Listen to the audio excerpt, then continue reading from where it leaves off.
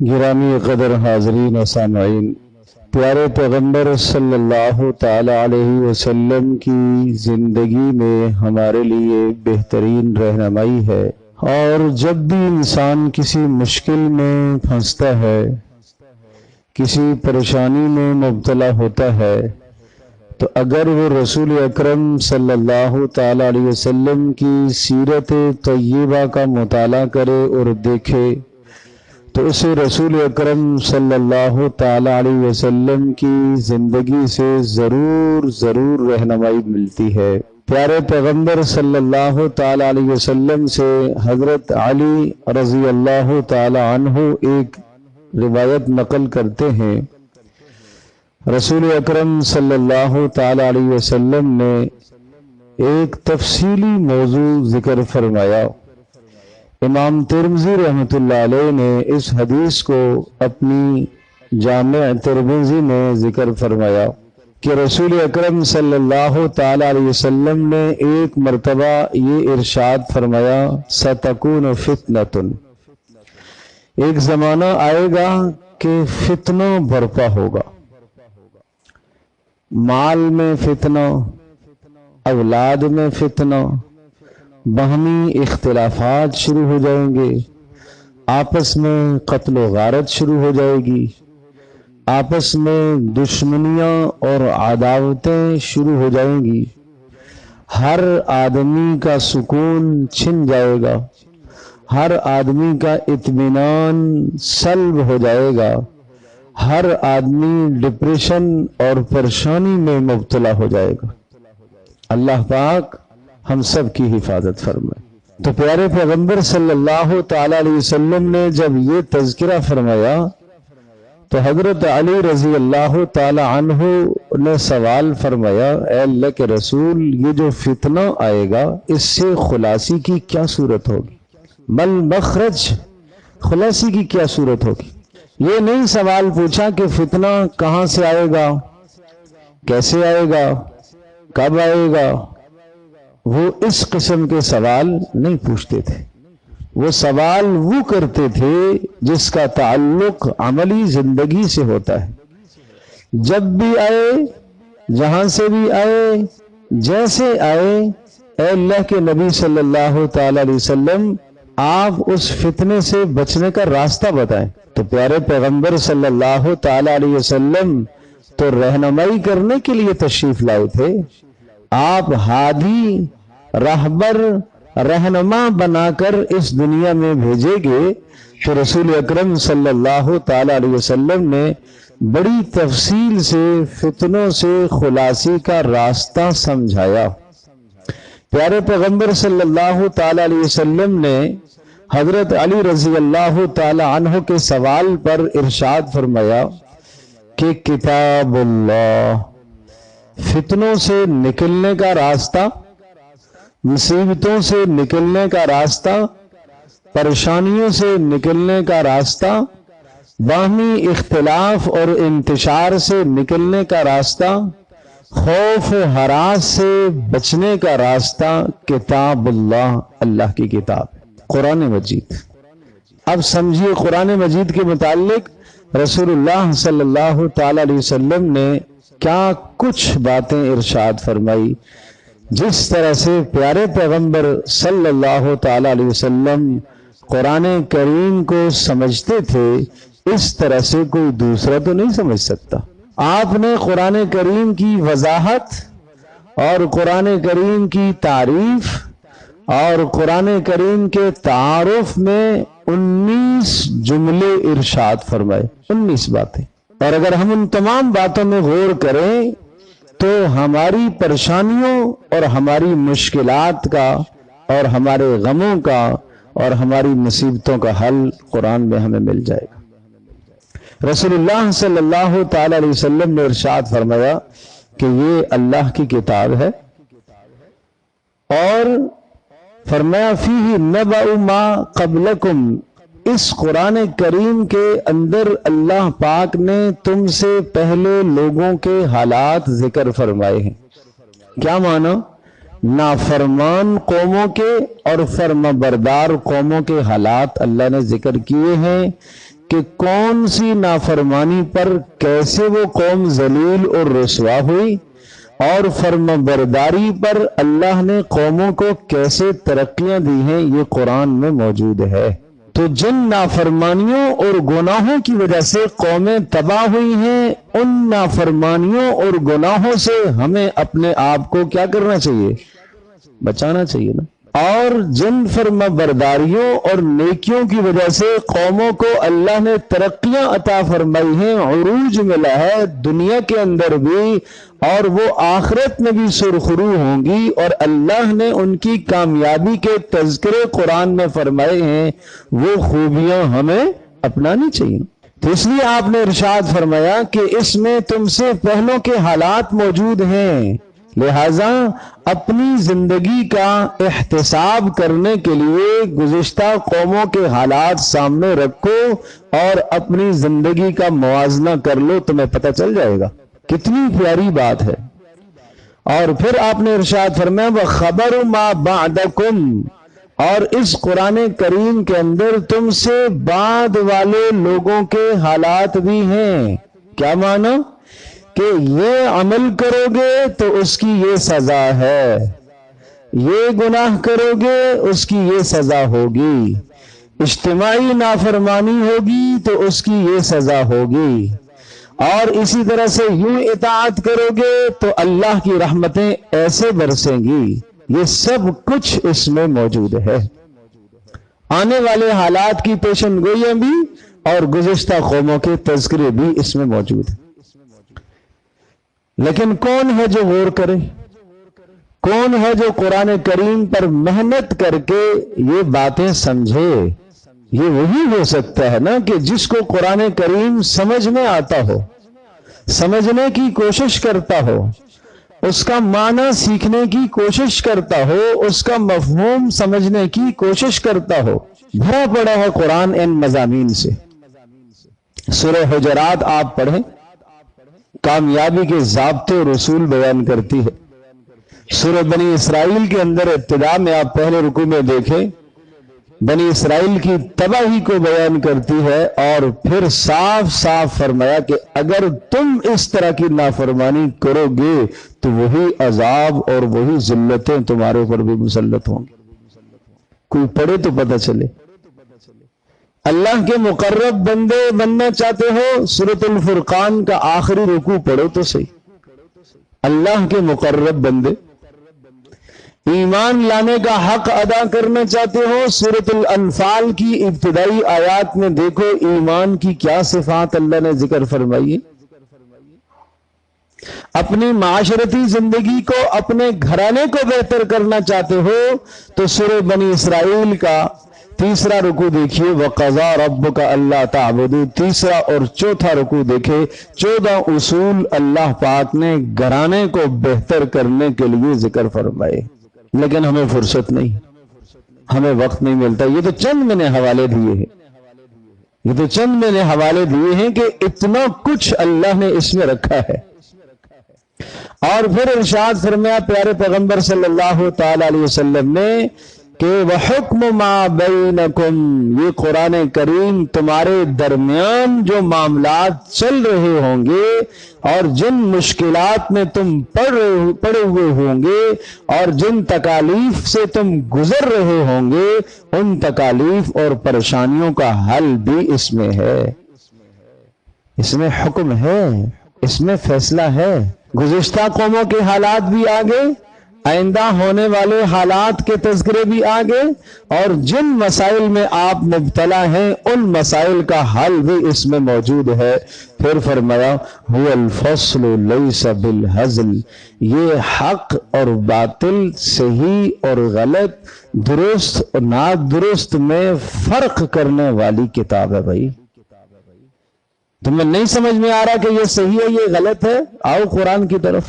لیس بالہزل، یہ کوئی کمزور کلام نہیں ہے، یہ کوئی کمزور اور کچی باتیں نہیں کرتا، یہ مضبوط، مستحکم، مضبوط ترین باتیں کرتا ہے کہ جن باتوں کو کوئی چیلنج نہیں کر سکتا، کوئی یہ نہیں کہہ سکتا کہ اس بات میں سقم ہے، اس بات میں کمزوری ہے، کوئی اس کی بات کو چیلنج نہیں کر سکتا۔ وَهُوَ حَبْلُ اللَّهِ الْمَتِينُ، اور یہ اللہ کی رسی ہے جو آسمان سے نیچے لٹکائی گئی ہے۔ اسی لیے فرمایا وَاعْتَصِمُوا بِحَبْلِ اللَّهِ جَمِيعًا، اللہ کی رسی کو مضبوطی سے تھام لو۔ اللہ کی رسی کیا ہے؟ یہ قرآن ہے۔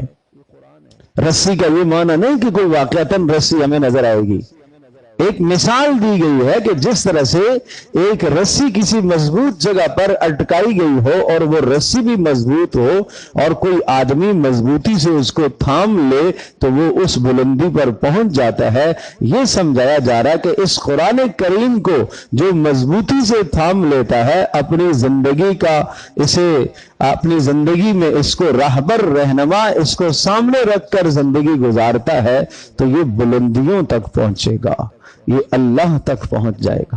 یہ بہترین کتاب ہے، یہ اللہ سے تعلق قائم کرنے کے لیے بہترین کتاب ہے۔ اور پھر ارشاد فرمایا پیارے پیغمبر صلی اللہ علیہ وسلم نے وَهُوَ الذِّكْرُ الْحَكِيمُ، یہ ناصحانہ کلام ہے۔ آپ کہتے ہو مجھے نصیحت کرو، آپ بزرگ کے پاس جاتے ہو کہ اللہ والے کے پاس جاتے ہو بھائی ہمیں نصیحت کرے، کسی بڑے کے پاس جاتے ہو مجھے نصیحت کرو، آپ کو نصیحت چاہیے آپ آئیے قرآن کے پاس۔ اس کا یہ معنی نہیں ہے آپ بڑوں سے نصیحت حاصل نہ کریں، ضرور کیجئے گا، لیکن یہ ہے کہ قرآن کریم ہوا ذکر الحکیم، یہ ذکر ہے، یہ نصیحت ہے، حکمت بھری نصیحت ہے، حکمت بھری۔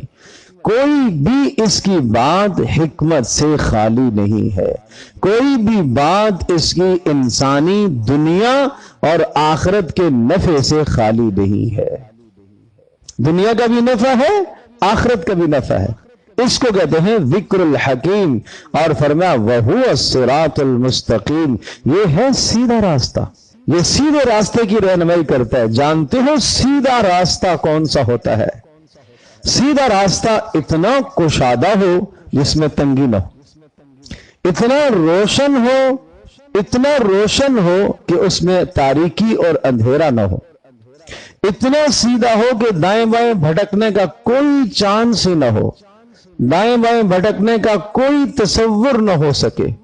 قرآن کریم کے اندر یہ صفت ہے کہ اس کو زندگی کا عمل بنا کر آدمی چلے تو بھٹکنے سے محفوظ رہ جائے گا۔ اتنی روشن کتاب کہ اس میں کوئی اندھیرا نہیں ہے، کوئی پیچیدگی نہیں ہے، راستہ اتنا کشادہ کہ اس میں کوئی تنگی نہیں ہے۔ تنگی سے مراد کوئی آدمی یہ نہیں کہہ سکتا کہ یہ وہ حکم ہے میں اس پر عمل نہیں کر سکتا، ہمارا معاشرہ اس کے مطابق نہیں چل سکتا، یہ تنگی نہیں ہے، اس میں وسعت ہے۔ اللہ نے انسانوں کے مزاج کی رعایت رکھتے ہوئے اللہ نے قوانین نازل فرمائے ہیں۔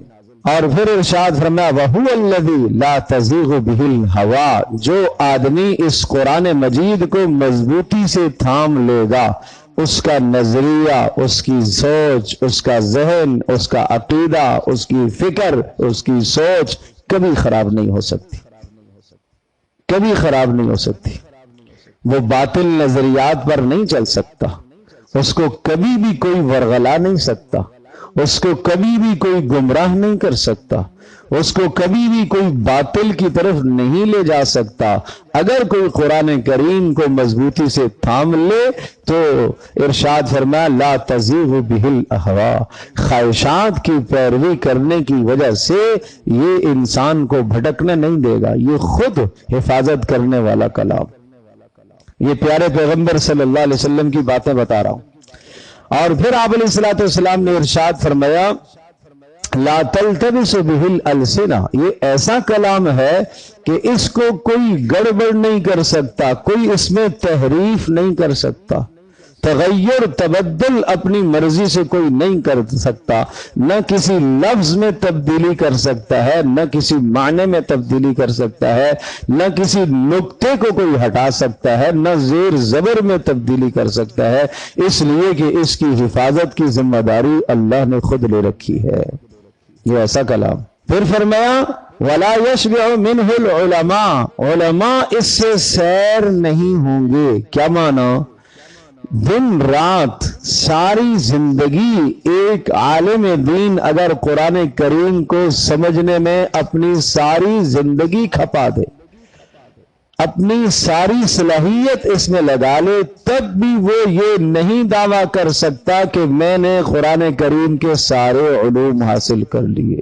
اتنا بڑا کلام ہے، اتنا بحر زخار ہے، یہ ایسا سمندر ہے کہ قیامت تک اس سے نئے نئے مسائل نکلتے رہیں گے، ہر مسئلے کا حل اس سے نکلتا رہے گا۔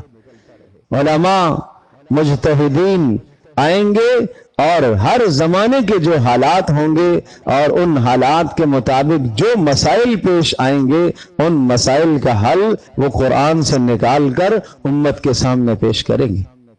ایسا کلام ہے، کوئی بھی یہ دعویٰ نہیں کر سکتا کہ میں نے سارے علوم حاصل کر لیے۔ کتنی کتنی تفسیر قرآن کریم کو سمجھانے کے لیے اس کی تشریحات پر کتابیں لکھی گئی ہیں، 20 جلدوں کی، 40 جلدوں کی، 100 جلدوں کی، 200 جلدوں کی، اتنی ضخیم کتابیں۔ جتنا کچھ قرآن کریم کی تشریح اور تفسیر پر لکھا گیا، اتنا دنیا کی کسی اور کتاب کی تشریح پر نہیں لکھا گیا۔ کاش کہ ہم کوئی ایک ہی تفسیر لے کر پڑھ لیتے، کاش کہ زندگی میں ایک مرتبہ ترجمہ ہی مکمل کر لیتے، الف لام سے والناس تک ایک بار میں کوئی ترجمہ ہی پڑھ لیتا، مجھے پتہ تو چلے کہ اللہ پاک کیا کہتا ہے۔ یہ اتنا بڑا کلام کیوں اتارا، جس کے بارے میں فرمایا کہ اگر پہاڑوں پر اتارتا تو پہاڑ بھی اس کی ہیبت سے ریزہ ریزہ ہو جاتے، دب جاتے۔ اس میں کیا ہے؟ ایک بار تو میں سوچوں اور دیکھوں کہ اس میں ہے کیا۔ آپ کے پاس کوئی شخص لا کے کلام رکھتا ہے، کوئی بات رکھتا ہے، کوئی چیز رکھتا ہے، اور وہ کہتا ہے کہ یہ اتنا زبردست کلام ہے اور اتنا بھاری کلام ہے اور ایسا اور ویسا ہے، تو آپ کے دل میں تڑپ تو پیدا ہوگی، میں کھولوں تو صحیح ہے کیا۔ یہ اللہ کے نبی بتا رہے ہیں تاکہ تمہارے اندر شوق تو پیدا ہو، طلب تو آئے ایک بار کہ مجھے بھی شوق ہو کہ میں بھی اس کو پڑھوں، اس کو سمجھ کر تو دیکھوں۔ کہ ساری زندگی ایک عالم اگر وقت لگا لے تو وہ سیر نہیں ہو سکتا، اور وہ یہ نہیں دعویٰ کر سکتا کہ میں نے قرآن کے سارے علوم کو حاصل کر لیا۔ اس میں ہے آخر کیا؟ ہر زمانے کے حالات کا حل اس میں موجود ہے۔ میں سوچوں تو صحیح، شاید میری پریشانی اس میں مل جائے، میرے غم کا حل اس میں مل جائے۔ اللہ اکبر، اللہ اکبر۔ رسول اللہ صلی اللہ تعالی علیہ وسلم نے ارشاد فرمایا وَلَا يَخْلُقُ عَنْ كَثْرَةِ الرَّدِّ۔ عجیب بات ہے، آپ روزانہ، یقیناً مجھے یقین ہے سورۃ الواقعہ بہت سارے آدمی روزانہ پڑھتے ہوں گے، بہت سارے آدمی سورۃ الملک کی تلاوت روز کرتے ہوں گے، بہت سارے آپ میں سے سورہ یاسین کی تلاوت کرتے ہوں گے، بہت ساروں کو سورہ یاسین یاد ہوگی۔ ارے چلو یہ نہیں تو سورۃ الفاتحہ تو سبھی کو یاد ہوگی، روز نماز میں پڑھتے ہیں۔ بتاؤ اس سورۃ الفاتحہ کے پڑھنے سے کبھی اکتاہٹ پیدا ہوئی ہے؟ دنیا کا کوئی کلام ہے، کوئی نظم آپ کے سامنے لکھی ہوئی آ جائے اور کوئی تحریر 4-6 سطروں کی لکھی ہوئی آ جائے، ایک بار پڑھیں گے، 2 بار پڑھیں گے، 6 بار پڑھیں گے، تھک جائیں گے۔ ارے بھائی بار بار پڑھ چکا ہوں اس کو۔ قرآن ایک ایسا کلام ہے کہ جتنا اس کو پڑھے گا اتنا مزہ دوبالا ہونا شروع ہو جائے گا۔ جو آدمی روزانہ 1 ربع پڑھے گا اس کو بھی لطف آئے گا، جو روزانہ 1 پارہ پڑھے گا اس کا لطف اور زیادہ ہوگا۔ میں یہاں تک کہوں گا اگر روزانہ ایک آدمی 10 پاروں کی تلاوت کرتا ہے اور وہ 3 دن میں ختم کرتا ہے، اس کو ان سب سے زیادہ لطف آئے گا، حالانکہ 3 دن میں وہ ختم کرتا ہے۔ آپ دیکھیں آزما کر، روزانہ آپ پڑھتے ہیں اور پڑھتے جائیے، بار بار پڑھتے جائیے، اس کے پڑھنے سے بوریت نہیں ہوتی ہے، اکتاہٹ نہیں ہوتی ہے۔ یہ اللہ کا ایسا کلام ہے، ہر بار اس کا نیا مزہ ہے۔ معنی کے ساتھ پڑھیں، ہر بار نئی بات پتہ چلے گی، نیا معنی، نئی بات آپ کے سامنے آئے گی۔ صرف تلاوت کرتے جائیں، ہر بار نیا لطف آئے گا، نیا مزہ آئے گا۔ اس لیے فرمایا ولا یخلق عن کثرت الرد، بار بار پڑھنے سے یہ اکتاہٹ نہیں دیتا اور اکتاہٹ نہیں پیدا ہوتی، ولا تنقضی عجائبہ، اور اس کے عجائب قیامت تک ختم نہیں ہوں گے، نئی نئی باتیں اس سے نکلتی رہیں گی، نئے نئے موتی نکلتے رہیں گے، نئے نئے ہیرے سامنے آتے رہیں گے اس کے۔ ایک آیت کے اندر کیا کیا مسائل اللہ نے ذکر فرمائے، کیا کیا نکات پوشیدہ ہیں، وہ روزانہ نکلتے رہیں گے۔ اللہ اکبر، اللہ اکبر۔ اور پھر فرمایا وَهُوَ الَّذِي لَمْ تَنْتَهِ الْجِنُّ إِذَا سَمِعَتْهُ قَالُوا، فرمایا یہ وہ اللہ کا کلام ہے، ارے تم تو انسان ہو، اشرف المخلوقات ہو، سب سے بلند ترین مخلوق ہو، اس کلام کو جنوں نے جب سنا تھا تو وہ بولے بغیر نہیں رہ سکے، اور انہوں نے کہا انا سمعنا قرآنا عجبا، ہم نے بڑا عجیب قرآن سنا ہے، یہدی الی الرشد فآمنا بہ، یہ ہدایت کی طرف رہنمائی کرتا ہے، ولن نشرک بربنا احدا، اب آج کے بعد ہم اپنے رب کے ساتھ کسی کو شریک نہیں ٹھہرائیں گے۔ رسول اللہ صلی اللہ تعالی علیہ وسلم فجر کی نماز پڑھا رہے تھے اور جنات کی ایک جماعت کا وہاں سے گزر ہوا، اور انہوں نے رسول اللہ صلی اللہ علیہ وسلم کا کلام سنا، ایک دوسرے کو کہنے لگے رک جاؤ رک جاؤ، سنو یہ کیا ہے۔ آسمان پر جنات جاتے تھے اور اوپر سے ان کو ستارہ پڑتا تھا، فَأَتْبَعَهُ شِهَابٌ ثَاقِبٌ، چمکتا ہوا ستارہ ایک جلا کر اس شیطان کو، جن کو رکھ کر دیتا تھا۔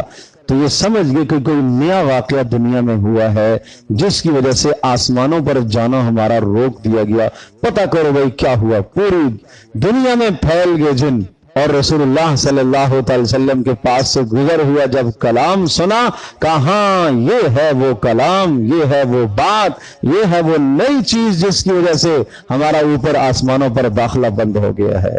یہ ایسا کلام ہے، ایسا کلام ہے، اس سے آپ محفوظ رہ سکتے ہیں، یہ آپ کا حصار ہے، آپ غموں سے، پریشانیوں سے، مصیبتوں سے، دکھوں سے، دردوں سے، ڈپریشن سے، ہر غم سے آپ کو حفاظت مل سکتی ہے۔ آپ اللہ کے کلام کی طرف تو آئیں۔ آپ جانتے ہیں پیارے پیغمبر صلی اللہ تعالی علیہ وسلم کے صحابہ نے جب اس کو سینے سے لگایا تو یہ کون لوگ تھے؟ صحابہ کرام رضی اللہ عنہم اجمعین۔ آپ کی آمد سے پہلے وہاں کا ماحول کیا تھا؟ دنیا کا کون سا جرم تھا جو وہاں نہیں تھا؟ دنیا کا کون سا گناہ تھا جو وہاں نہیں تھا؟ دنیا کا کون سا خوف تھا جو وہاں نہیں تھا؟ بھائی بھائی سے ڈرتا تھا قتل نہ کر دیا جاؤ، بچوں کو زندہ دفن کرنا رواج تھا، بچوں کو اپنے بتوں کے سامنے جا کر ذبح کرنا رواج تھا۔ تصور تو کرو، صاحب اولاد آدمی اپنا جانے تو صحیح کہ اپنے بیٹے کو بت کے سامنے لٹا کر گردن پر خود چھری پھیرنا، کس لیے؟ اس بت کو خوش کرنے کے لیے۔ زندہ بچی کو مار کر نہیں، زندہ بچی کو زمین کے اندر گاڑ دینا، دفنانا، اس لیے کہ کوئی ہمارے گھر میں رشتہ لے کر نہ آئے، داماد بننے کی عار تھی۔ سوچو تو صحیح کیا ماحول تھا۔ جوا، شراب، ڈکیتی، قتل و غارت، آپس کی دشمنیاں، ایک معمولی بات پر جنگ چھڑتی تو 100 سال لگ جاتے اس جنگ کو نمٹاتے نمٹاتے نمٹاتے۔ ایسے لوگ تھے۔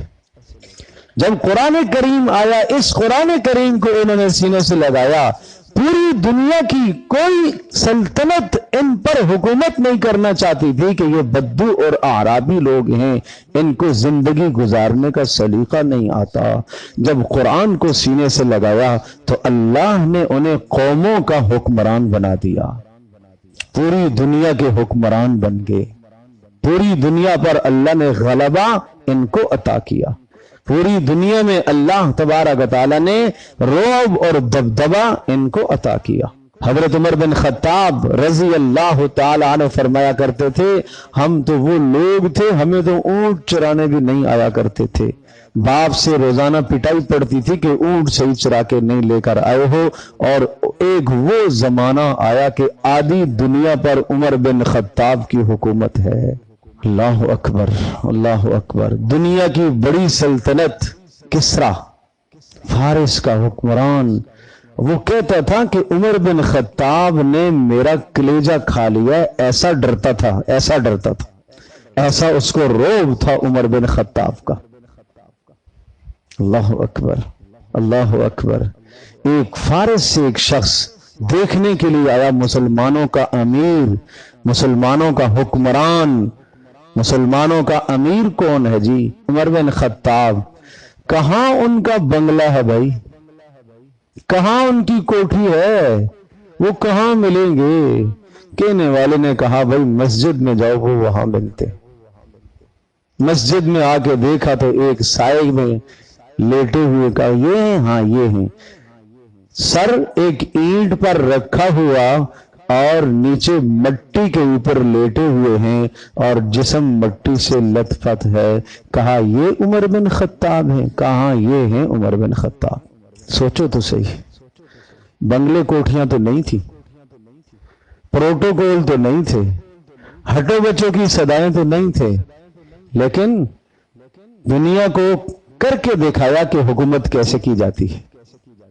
دنیا کی نظروں میں اور ان کے دلوں میں جو رعب اور دبدبہ طاری کیا، وہ اس قرآن اور ایمان کی بنیاد پر تھا۔ اللہ اکبر۔ پھر رسول اللہ صلی اللہ علیہ وسلم نے فرمایا من عمل به اجرا، جس نے اس قرآن پر عمل کیا اس کو دنیا اور آخرت میں اجر ہی اجر ملے گا۔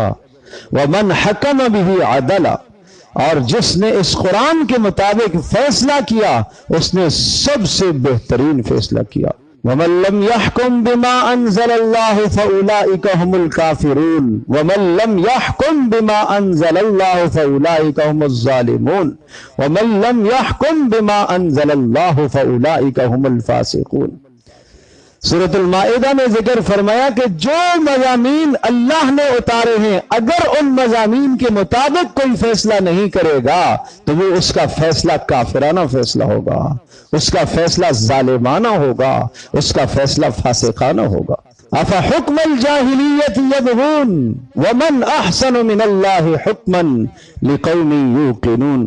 ارے بلا بتاؤ، قرآن کو چھوڑ کر جو بھی تم زندگی گزارو گے، جو بھی تم تہذیب لے کے آؤ، جو بھی تم ثقافت لے کے آؤ، تم عروج اور بلندیوں پر پہنچ جاؤ اور تم آسمانوں کی طرف رخ کر لو اور تم سیاروں اور ستاروں پر اپنی کمندیں ڈال دو، لیکن قرآن کہتا ہے جاہل ہو جب تک اس سے ناواقف ہو تو جاہل، جب تک اس قرآن سے ناواقف ہو تو جاہل ہو۔ افحکم الجاہلیت یبغون، کیا جاہلیت کے فیصلے چاہتے ہیں؟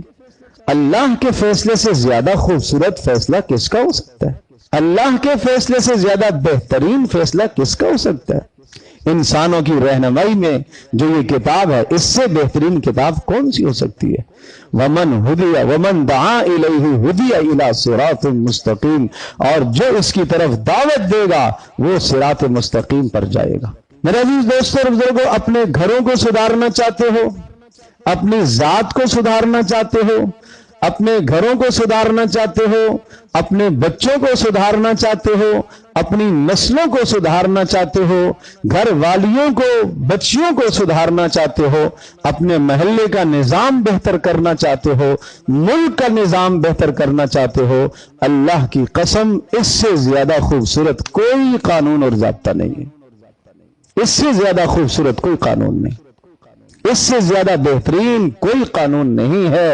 آئیے قرآن کی طرف آئیے۔ اس زمانے میں فتنوں کا حل، مصائب کا حل، پریشانیوں کا حل اللہ کے اس کلام میں ہے۔ اس لیے رسول اللہ صلی اللہ تعالی علیہ وسلم نے صاف صاف فرمایا کہ فتنے آئیں گے۔ پوچھا گیا، حضرت علی نے پوچھا کہ فتنوں سے خلاصی کا کیا راستہ ہے؟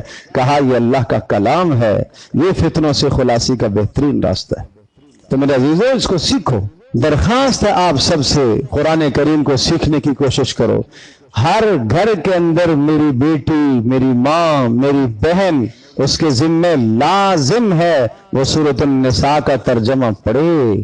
اس کے ذمہ لازم ہے سورۃ البقرہ کی ان 20 آیات کا مطالعہ کرے جن 20 آیات میں ازدواجی زندگی سمجھائی گئی ہے۔ آج کیوں طلاقیں ہوتی ہیں، کیوں اس طرح سے گھروں کے نظام تباہ ہوتے ہیں؟ اس لیے کہ قرآن سے دوری ہے۔ نہ اس مرد کو معلوم کہ کس طرح سے بیوی کو رکھنا ہے، نہ اس بیچاری کو پتا کہ مجھے بیوی بن کر کیسے رہنا ہے۔ جو قانون اللہ نے بتلایا اس سے خوبصورت قانون کوئی نہیں ہو سکتا۔ نہ باپ کو معلوم کہ مجھے نسل کی تربیت کیسے کرنی ہے، نہ نسل کو معلوم کہ ہمیں اپنے باپ کا احترام کیسے کرنا ہے، نہ ملازم کو پتا کہ مجھے کس امانت داری سے کام کرنا ہے، نہ کام لینے والے کو پتا کہ مجھے اپنے ملازم کے ساتھ کیسے پیش آنا ہے، نہ حکمرانوں کو پتا کہ ہمیں اپنی رعایا کے ساتھ کیسے پیش آنا ہے، کیا ہمدردیاں کرنی ہیں، رعایا کیا چاہتی ہے، اور نہ رعایا کو وہ معلوم ہے کہ ہم نے کیسا انتخاب کرنا ہے۔ یہ سب ہماری کوتاہیوں کے نتائج ہیں بھائی۔ تو میں یہ عرض کر رہا تھا، ایک عورت ہونے کی حیثیت سے سورۃ النور کا مطالعہ ضروری ہے، اس کے لیے سورہ احزاب کا مطالعہ ضروری ہے۔ جس گھر کے اندر سورۃ النور کی تعلیم ہوگی، جس گھر میں ماں بہن سورۃ النور پڑھے گی اور سورۃ النور کا ترجمہ سیکھے گی اور سمجھے گی، اس گھر میں بے حیائی کبھی نہیں داخل ہو سکتی۔ یہ قرآن ہے، یہ محافظ ہے۔